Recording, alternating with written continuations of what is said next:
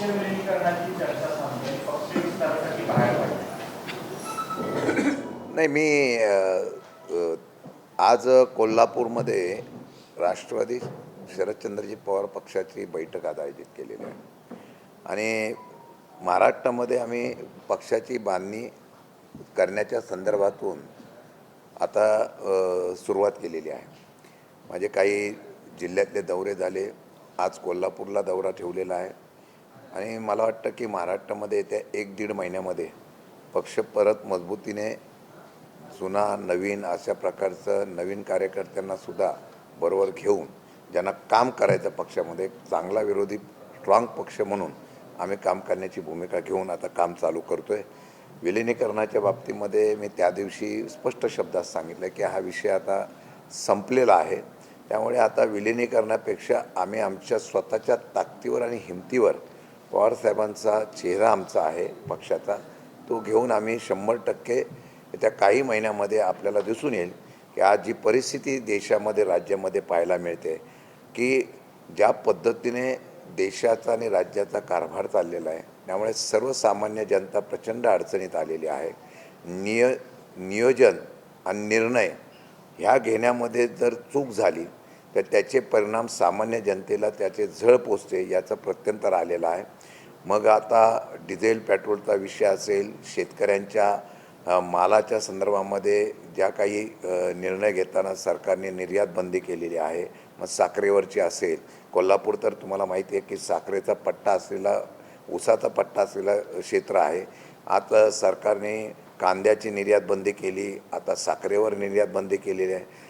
म्हणजे निर्णय घेताना ते कुठल्या हितासाठी घेतात याचा विचार करून आज जी परिस्थिती निर्माण झालेली आहे, पेट्रोल डिझेलच्या प्रचंड अडचणी निर्माण झालेल्या आहेत, रांगा लागलेल्या आहेत. त्यामुळे मला वाटतं की या अनेक प्रश्न आहेत, त्याच्यावर आम्ही आता सक्षमतेने संघटना मजबूत झाल्यानंतर आपल्याला ह्या सर्व संदर्भातून आवाज उठवणारा पक्ष म्हणून हा महाराष्ट्रामध्ये तुम्हाला पाहायला मिळेल.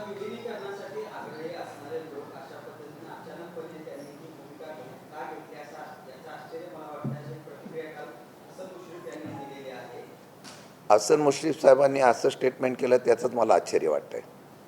मला वाटतं की त्यांनी आम्ही ही भूमिका का घेतली, बात ओपन जाएगी तो बहुत दूर तक जाएगी. मी आहे तिथंच तेवढं थांबवतो. मला वाटतं की मुश्रीफ साहेब ज्येष्ठ नेते आहे आणि ज्यावेळेला या चर्चा झाल्या होत्या अजितदादा हयात असताना झाल्या होत्या. अजितदादा गेल्यानंतर त्या चर्चेच्या बाबतीमध्ये जो वेगळ्या प्रकारचं बातम्या पसरवण्याचा प्रयत्न झाला तो आमच्या विरोधात झाला असं माझं मत आहे. कारण दादानी आमचं एकत्रितपणे विलिनीकरणाच्या बाबतीमध्ये चर्चा झाली होती आणि ती झाल्यानंतर दादांच्या दुर्दैवी निधनानंतर असं दाखवण्यात आलं की आम्हालाच विलिनीकरणाची घाई होती. आम्ही स्पष्ट शब्दात सांगितलं की दादांचा असलेली अखेरची इच्छा पूर्ण करण्यासाठी आम्ही पुढाकार घेतला. त्यानंतर असं दाखवण्यात आलं की तिथून काही प्रतिसाद नाही, फक्त आम्हीच मागे लागलो अशा प्रकारचं चित्र या महाराष्ट्रामध्ये द्यायला लागले. आणि मला वाटतं की मुश्रीफ साहेबांनी सुद्धा या बाबतीमध्ये थोडंसं स्पष्ट बोलणं गरजेचं होतं की सत्य परिस्थिती काय. मला वाटतं की मग आम्ही आमच्या कार्यकर्त्यामध्ये आणि आमच्या सगळ्या लोकांमध्ये एक संभ्रमावस्था निर्माण झाली की नक्की विलिनीकरण होणार आहे का नाही होणार आहे का याची स्पष्टता न आल्यामुळे कार्यकर्ते डिस्टर्ब झाले. कदाचित सत्तामधल्या असलेल्या काही पक्षाच्या नेत्यांची जी बुद्धिमत्ता आहे त्यांना वाटलं असेल की ही अशी अस्थिरता ठेवली तर शरद पवारसारखं नेतृत्व असलेला पक्ष हा थोडा अस्थिर होऊ शकतो. मला वाटतं की आज माझं स्पष्ट मत आहे की कोणी या विलिनीकरणाच्या, काल पण मी बघितलं की राष्ट्रवादीच्या एका प्रवक्त्यांनी जेव्हा आम्ही हे स्टेटमेंट दिल्यानंतर सांगितलं की अजितदादा गेल्यानंतर लगेच तुम्ही विलिनीकरणाच्या बाबतीमध्ये कोण मागं लागलं होतं. मला वाटतं की त्यांना माहीत नसेल, परंतु ज्या वेळेला विलिनीकरणाच्या अगोदर जिल्हा परिषद पंचायत समितीच्या निवडणुका लागल्या होत्या त्यावेळेला याच सदस्याला तिथे समोर उमेदवार देऊ नका म्हणून अजितदादांनी मला फोन केला होता. मला वाटतं त्याची त्यांना कल्पना नसेल. म्हणून मला वाटतं की जे काही दाखवलं जातं आहे त्याची स्पष्टता व्हावी म्हणून आम्ही तो निर्णय घेतला. आणि समोरून जर त्याचा प्रतिसाद आहे का नाही हे त्यांनाच माहिती आहे, तो त्यांना विचारा.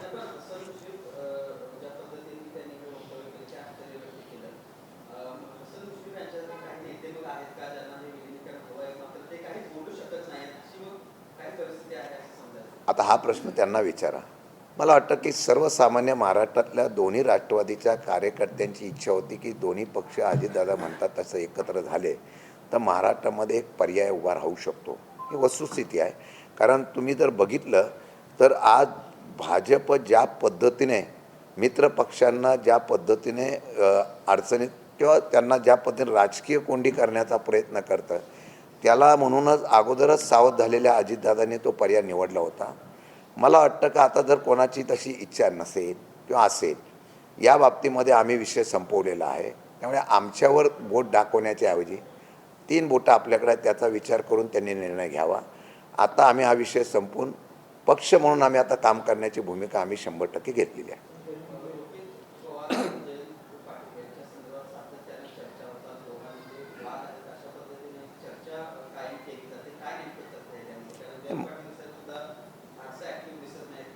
नाही, असं आहे की जयंत पाटील साहेब अध्यक्ष म्हणून होते आणि त्यांनी चांगल्या पद्धतीने संकटाच्या आणि संघर्षाच्या काळामध्ये पार्टी चालवलेली आहे. लोकसभेला चांगलं आम्हाला त्यांच्या नेतृत्वाखाली पवारसाहेबांच्या आणि सुप्रियाताई वगैरे सगळ्यांच्या नेतृत्वाखाली यश आलं. विधानसभेच्या माध्यमातून कसं निवडणुकीचे यंत्रणा फिरले याच्यावर मी आता बोलणार नाही, परंतु मला वाटतं की ते अध्यक्ष म्हणून पूर्णपणाने सक्रिय होते. अध्यक्षाची जबाबदारी माझ्या आल्यानंतर आजही त्यांची आमची चर्चा होऊन पुढची भूमिका आम्ही ठरवतो. ते पक्षाचे नेते आहेत आणि रोहित पवारसुद्धा युवा कार्यकर्ता आहे. ते सुद्धा त्याप्रमाणे आपल्या पद्धतीने पक्ष वाढवण्यासाठी प्रयत्न करतात. कोणी पक्ष वाढवत असताना मग त्यामध्ये आम्ही थोडं स्वातंत्र्य दिलेलं आहे. सगळेजण पक्षाच्यासाठी पवारसाहेबांच्या पक्ष वाढवण्यासाठी प्रयत्न करत आहे. कुठल्याही प्रकारचा मतभेद नाही. मतभेद होऊ शकत नाही. एखाद्या विषयासंदर्भामध्ये मला पटलं नाही तर ती भूमिका मांडण्याचा स्वतंत्रता आमच्या पक्षात असल्यामुळे मला वाटतं की त्याच्यावर कुठल्या प्रकारचा मतभेद होणार नाही याची काळजी 100% घ्यावी. आणि शेवटी शरद पवार साहेबांचा पक्ष आणि पवारसाहेब आहेत, त्यामुळे ही काय अशा प्रकारे आपल्या पक्षात काय होईल अशी तुम्ही काही काळजी करू नका.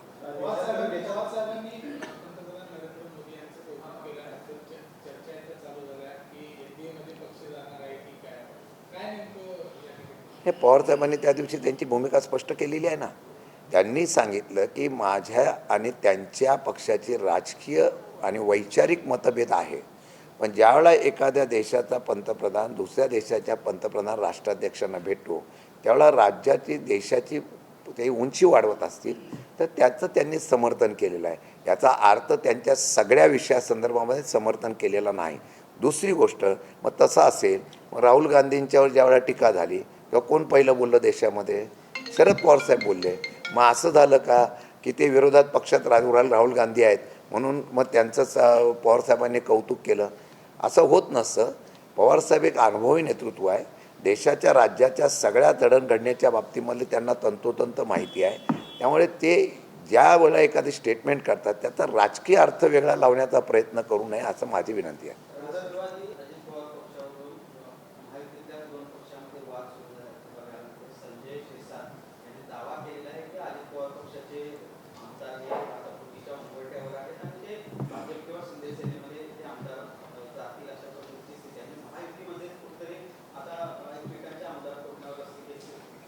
महायुतीमध्ये एक वाक्यात असं तुम्हाला कोण म्हणाला?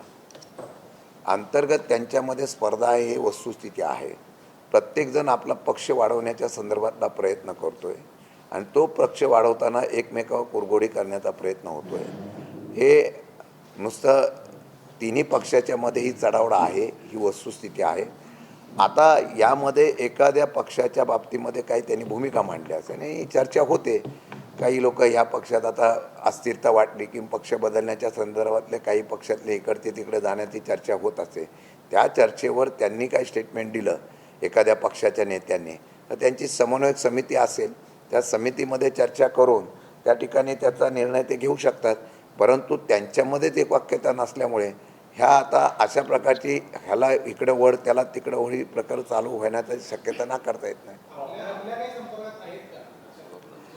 मी त्या दिवशी सांगितलं, संपर्कात आले किंवा चांगल्या प्रकारे चर्चा करण्यात आलं तर त्यांचं आम्ही स्वागत करू.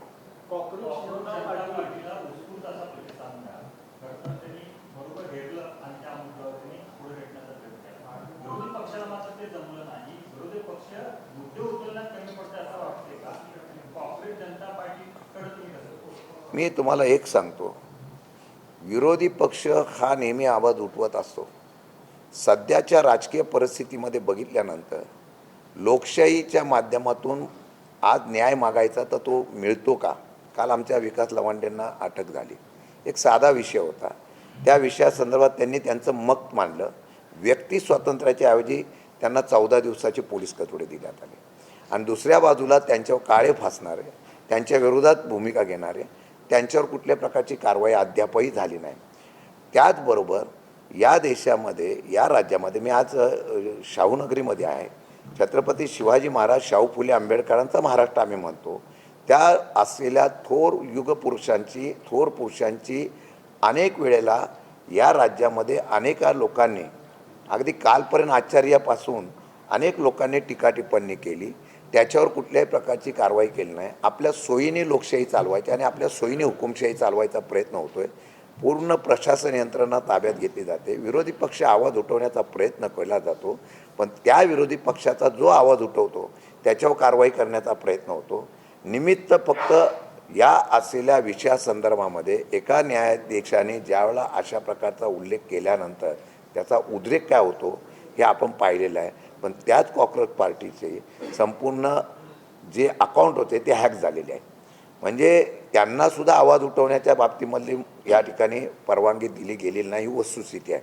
आता हे जर असेल तर तुम्हाला एक मान्य करावं लागेल, निदान तुमच्या माध्यमातून मी सांगतो की आज या असलेल्या लोकांचा विरोधाभास काय आहे, तो किती 3 दिवसात होतो, हे देशातल्या असलेल्या सत्तारूढ पक्षाने घेतलेलं आहे.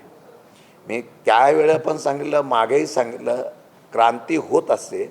नेपाळमध्ये झाली, श्रीलंकेत झाली, या देशामध्ये सुद्धा 100% क्रांती होऊ शकते असं माझं मत आहे.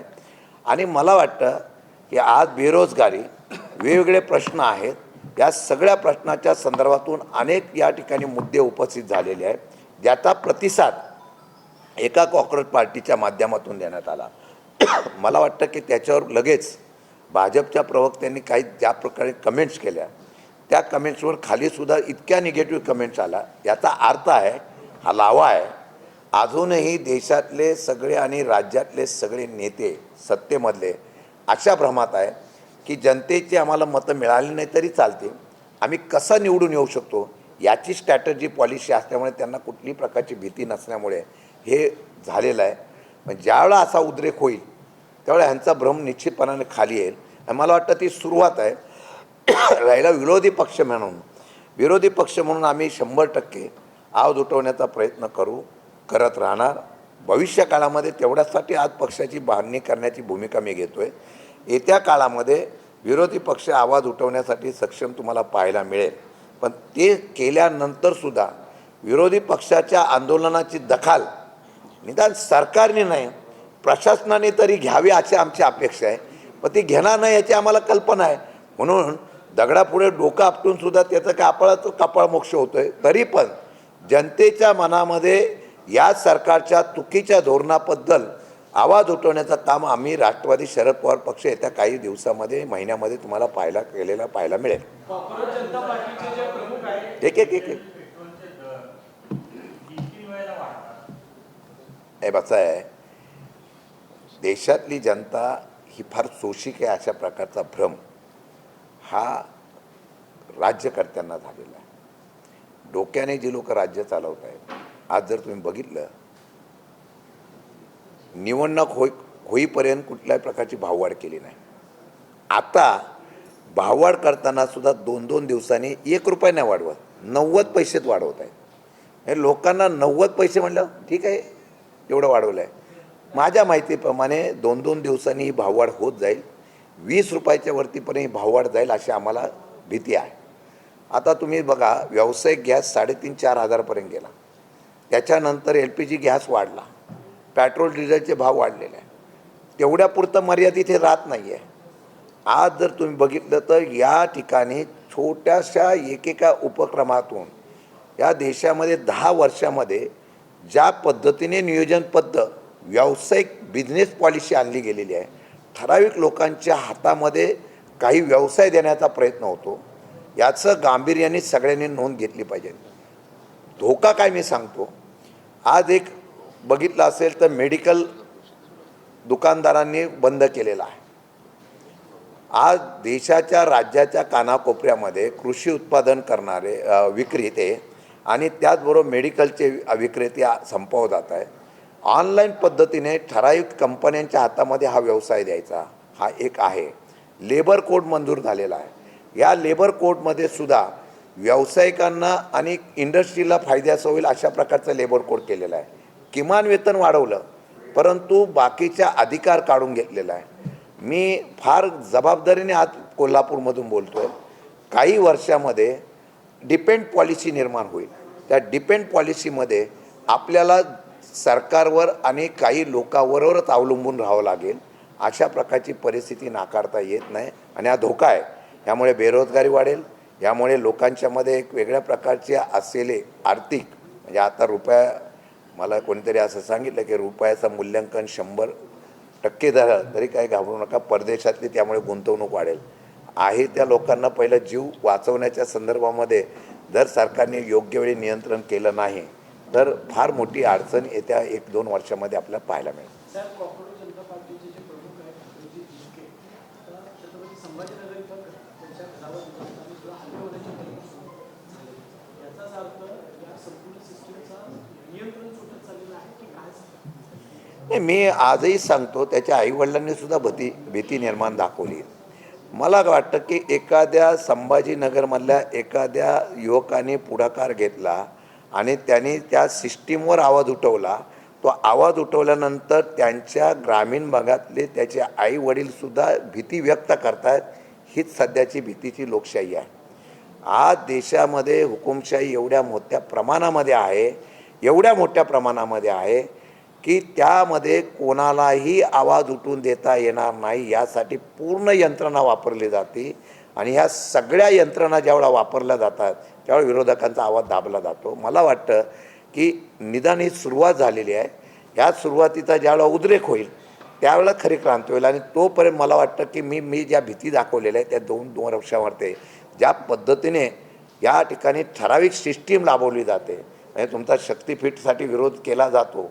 पण शक्तिपीठाच्या पाठीमागे मला असं कळलं की नागपूर ते गोवा हा शक्तिपीठ मार्ग करताना तिथलं मायनिंग गोव्यापर्यंत कसं येईल अशा प्रकारच्यासाठी नाव शक्तिपीठ दिलं आहे. पण तिथं व्यावसायिकाला फायदा होईल अशा प्रकारचं नियोजन केलं जातं. ही वस्तुस्थिती आहे.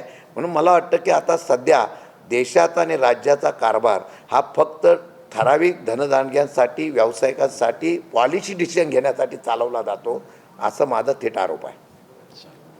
गोरेंचे उद्योग साहेब शक्तीपीठ मार्फत गोरेंचे उद्योग त्याला कनेक्ट व्हावेत असं काही प्लॅन केला का आहे का? आपण जर समृद्धी मार्ग बघितला त्यानंतर काही ठिकाणी ज्यावेळेला ही अशा प्रकारच्या योजना आणण्याचा प्रयत्न होतो त्यावेळेला जर ऑब्झर्वेशन केलं असेल तर बऱ्याच लोकांनी हे निघायच्या अगोदरच तिथं जागा घेऊन ठेवलेल्या आहेत असं निदर्शनास आलं. म्हणजे अगदी अशोक खरातने सुद्धा जागा घेतली असं निदर्शनास आलेलं आहे.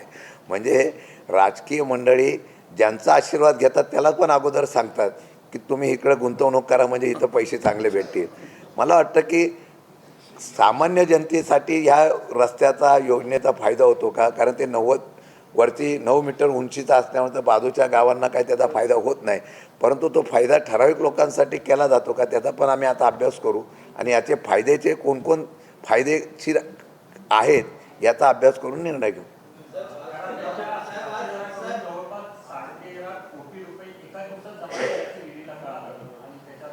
कोणी हां पण ते 13.5 कोटी कोणाचे होते ते पण शोध घालावा. खरातांकडे 13.5 कोटी कोणाकडून आले त्याचीच पण शोध लावावा. नाही तर ते फक्त तिथपर्यंत मर्यादित राहू नये. ते 13.5 कोटी कोणी दिले, मग राज्यकर्त्यांनी दिले, उद्योगपतींनी दिले का कोणी दिले याचा सुद्धा शोध लावणं गरजेचं आहे. आणि खरंच ऑपरेशन नक्की कशासाठी झालं याचा सुद्धा खरं स्पष्टीकरण होणं गरजेचं आहे.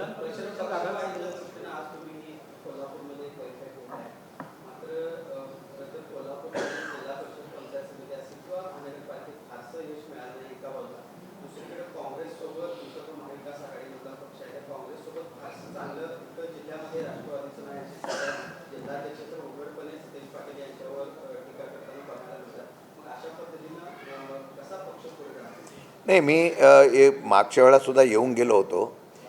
मला वाटतं की पहिली संघटना स्वतःच्या ताकदीवर उभी केली या विचाराचा आम्ही आहोत. जोपर्यंत पक्ष अध्यक्षापासून सगळे आम्ही पक्ष मजबूत करत नाही तोपर्यंत तुमची कॅपॅबिलिटी किंवा तुमची क्षमता दिसून येत नाही तोपर्यंत तुम्हाला समोरचा त्या ठिकाणी प्रतिसाद देणार नाही. मला वाटतं की सध्याच्या राजकीय परिस्थितीमध्ये पक्ष फोडाफोडी फुटल्यानंतर वगैरे फार अस्थिरता आलेली आहे. ती ज्यावेळेला पक्ष मजबूतीने उभा राहील त्यावेळेला आपोआप आम्ही चर्चेच्या माध्यमातून सगळे करू शकतो. आज मला जर कोणी कोल्हापूरमध्ये क्षमतेने समजत नसतील तर ते करण्याचा प्रयत्न करू. काळ असतो तो अडचणीचा असतो, त्याला मात करून कधी ना कधी प्रत्येक पक्ष काय अगदी लगेच भाजपचं सुद्धा काय होतं 2 खासदार होते, आज त्यांनी अर्धा देश काबीज केला. मला वाटतं की आम्ही सुद्धा आता परत त्याच जिद्दीने उभं राहून आम्ही पक्षाच्या माध्यमातून पहिली बांधणी करू, पक्ष संघटना मजबूत करू आणि चर्चा करताना महाविकास आघाडी म्हणून चर्चा करताना समन्वय साधण्याचा प्रयत्न करू. परंतु जर माझी स्वतःची ताकद उभी राहिली आणि माझा पक्षच मजबूतीने उभा राहिला, जो आज नेते गेल्यामुळे थोडासा अडचणीत आहे, तो उभा करण्यासाठी प्रयत्न करू, काही बदल करू आणि एक चांगल्या जोमाने ज्यावेळेला पक्ष उभा करू. आणि तुम्ही मगाशी सांगितल्याप्रमाणे तरुणांनी क्रांती करायचं ठरवलं तर काय होऊ शकतं आम्ही बघू. कोल्हापूरचे काही प्रश्न आहेत, समन्वय साधू, महाविकास आघाडी म्हणून एकत्रपणे करू, परंतु आम्ही पहिलं स्वतः उभं करण्याचा प्रयत्न करू.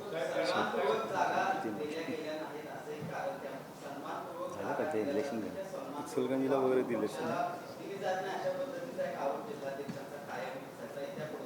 निर्णय कोण घेतला? झालेल्या गोष्टी आहेत सन्मानपूर्वक जागेच्या बाबतीमध्ये. ठीक आहे, आता आम्हाला सन्मानपूर्वक मिळवण्यासाठी पहिले आमची मजबूतीने ताकद दाखवून देऊ, मग सन्मानपूर्वक जागा आपोआप मिळतील.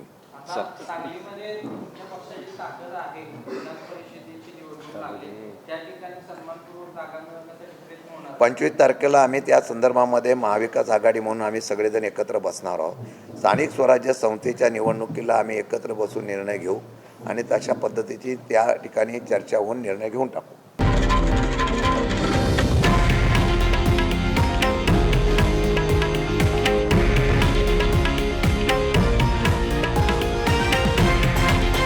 हे आहे देशातील नंबर 1 न्यूज नेटवर्क आणि आपण पाहत आहात TV9 मराठी, एकमेव.